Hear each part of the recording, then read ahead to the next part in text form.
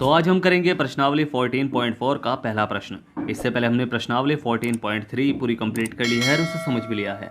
जो हमारे चैनल पर नए हैं वो पिछले वीडियो को हमारी प्लेलिस्ट पे जाकर देख सकते हैं, या फिर मैंने उन वीडियो की लिंक डिस्क्रिप्शन बॉक्स में भी दी हुई है, आप वहां जाकर भी उन वीडियो को देख सकते हैं। और चैनल को सब्सक्राइब करना बिल्कुल ना भूलिएगा, शेयर जरूर करना है और लाइक भी। ठीक है, आज का जो आपका प्रश्न है वो विज्ञान से है। आपको मुझे बताना है ऐसी कोई दो धातुओं के नाम जो प्रकृति में स्वतंत्र यानी मुक्त अवस्था में पाई जाती है। फिर से रिपीट कर रहा हूं कि प्रकृति में मुक्त अवस्था में पाई जाने वाली किन्हीं दो धातुओं के नाम लिखिए। इसका आंसर आपको मुझे कमेंट बॉक्स में लिखकर भेजना है। तो चलिए शुरू करते हैं प्रश्नावली 14.4 का पहला प्रश्न। इसमें दिया गया है कि निम्नलिखित बंटन किसी फैक्ट्री के 50 श्रमिकों की दैनिक आय दर्शाता है और उपरोक्त बंटन को एक कम प्रकार के संचयी बारंबारता बंटन में बदलिए और उसका तोरण भी खींचिए। ठीक है, तो चलिए हल करते हैं इस प्रश्न को।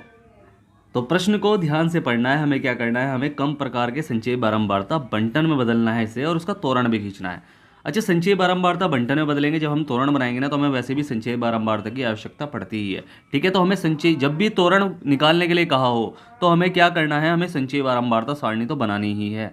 ठीक है, ठीक है, तो हम क्या करेंगे, हम सबसे पहले तो संचयी बारंबारता सारणी बनाएंगे, यानी CF बनाएंगे। इसे बोल देंगे, चलो साथ में लिख भी लो, संचयी बारंबारता। ठीक है, तो ये हमने कर लिया। अब हमें क्या करना है, संचयी बारंबारता के लिए हम क्या करते हैं, पहले तो पहला पद जो का तो लिख लेंगे। तो कम प्रकार का याद रख लेना, दो प्रकार के संचयी बारंबारता बंटन होते हैं, एक तो कम प्रकार का और एक अधिक प्रकार का। कम प्रकार का तो इसमें हम सीख लेंगे, ठीक है, बट अधिक प्रकार का जो है वो तीसरे प्रश्न में है, इसी प्रश्नावली के यानी 14.4 के ही तीसरे प्रश्न में है। ठीक है, तो वो हम आराम से बना लेंगे और आराम से सीख लेंगे। ठीक है, ऐसा कुछ नहीं है। तो 12 है तो पहला पद तो 12 ही रहेगा संचयी बारंबारता में।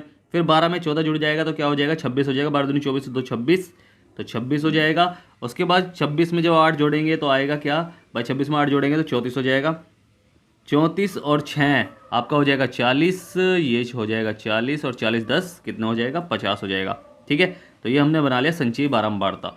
ठीक है, ये पूरी की पूरी संचयी बारंबारता की लाइन बन गई। हमें बनाना है तोरण बिंदु, क्योंकि हमें देखो कम प्रकार के संचयी बारंबारता में, तो संचयी बारंबारता में तो हमने बदल दिया कम प्रकार के।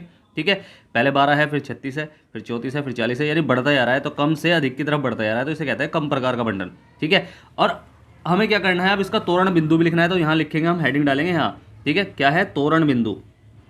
तोरण बिंदु। अब तोरण बिंदु में क्या करना है, जो आपका वर्ग अंतराल है ना उसकी सबसे अधिक सीमा हम लेंगे। ठीक है, वर्ग अंतराल की सबसे अधिक सीमा यानी 120, इसे ब्रैकेट में रखते हैं बिंदु को। ठीक है, 120 और कोमा संचयी बारंबारता इसकी, ठीक है, क्या है, 12 है, तो बस ये तोरण पर स्थित बिंदु हो जाएगा। ऐसे इसका क्या हो जाएगा, दूसरे वाले का इसका 140 हो जाएगा, तो 140 और संचयी बारंबारता यानी 26 उसकी। ठीक है, फिर हो जाएगा क्या, 160 और उसकी संचयी बारंबारता 34, फिर हो जाएगा क्या, 180। ठीक है, और फिर इसकी संचयी बारंबारता क्या है, 40 है। ठीक है, फिर लास्ट हमारा क्या है कि 200 और उसकी संचयी बारंबारता क्या है, 50 है। ठीक है, तो ये तोरण पर स्थित बिंदु हो गए। अब जो बिंदु होते हैं, तोरण क्या है, ये ग्राफ पे हम इसे प्रदर्शित करेंगे, तो ये एक्स का होता है, ये वाई का होता है, ये x y x y x y बिंदु किस रूप में होते हैं ग्राफ पे, एक्स और वाई के रूप में। ठीक है, तो इसे ग्राफ पर अब हम रख लेंगे आराम से। ठीक है, तो ये हमने कर ली तैयारी तोरण बनाने की। तो हमने क्या करा कि जो आपको पता है कि ये लेटी हुई लाइन जो होती है ये एक्स की लाइन होती है, और ये खड़ी हुई लाइन जो होती है ये वाई की लाइन होती है।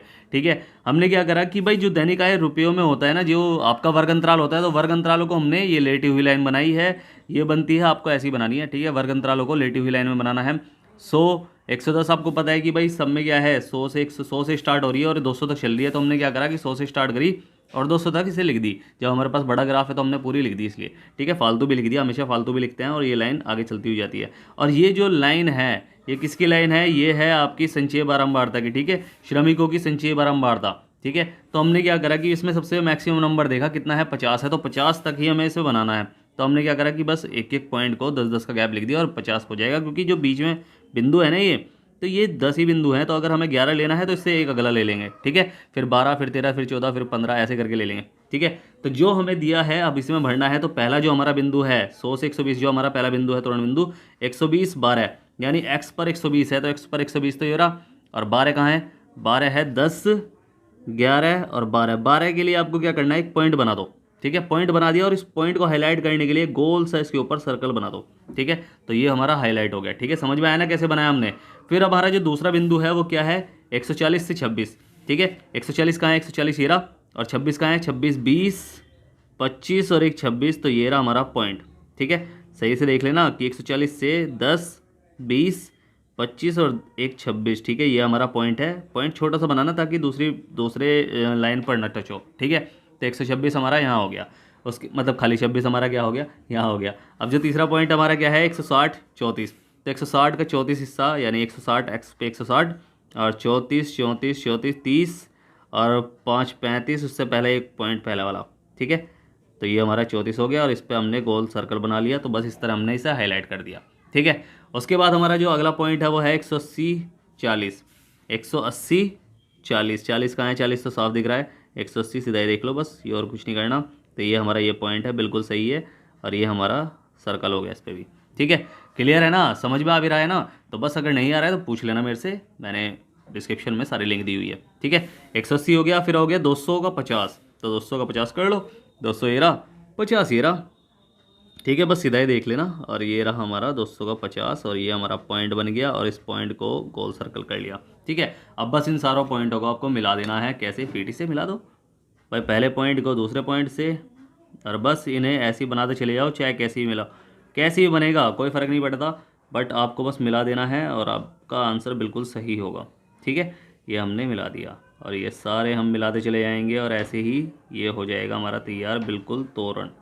ठीक है, तो बस ये हमने कर लिया और यही हमारा क्या है, आंसर है। ठीक है, समझ में आया ना कैसे करा हमने। बस इसी तरह हम इस क्वेश्चन को कर लेंगे और इस तरह ही आने वाले सभी प्रश्नों को हम आराम से कर सकते हैं। ठीक है, ऐसा कुछ नहीं है जो आप नहीं कर सकते हो, ऐसा कुछ भी नहीं है जो आप नहीं कर सकते हो। ठीक है, तो आप कर तो लोगे सारे क्वेश्चन, बस आपको थोड़ा सा मोटिवेट करना पड़ता है। ठीक है, तो बस हम कर लेंगे इस क्वेश्चन को इस तरह। तो उम्मीद है आपको प्रश्न अच्छे समझ में आया होगा। अगर आपको प्रश्न अच्छे समझ में आया है तो आपको क्या करना है, आपको करना है वीडियो को लाइक शेयर करना है, जितना हो सके सब्सक्राइब करना है। आपका ये अपना चैनल है। ठीक है, अगर समझ में नहीं आया है तो आप मुझसे पूछ सकते हैं। मैंने नीचे टेलीग्राम की लिंक दी हुई है, इंस्टाग्राम की भी लिंक दी हुई है और व्हाट्सअप की भी लिंक दी हुई है। आप कहीं भी जाकर मुझसे कुछ भी पूछ सकते हैं, मैं आपकी पूरी हेल्प करूँगा। और स्टार्टिंग में जो मैंने आपसे प्रश्न पूछा है कि प्रकृति में मुक्त अवस्था में पाए जाने वाले कोई दो धातुओं के नाम लिखिए, इसका आंसर आपको मुझे कमेंट बॉक्स में लिखकर भेजना है। फिर से कह रहा हूँ, वीडियो करें लाइक शेयर करें, जितना हो सके सब्सक्राइब करें। आपका ही अपना चैनल है। तो मिलते हैं फिर अगली वीडियो में, तब तक के लिए bye bye, tata, see you.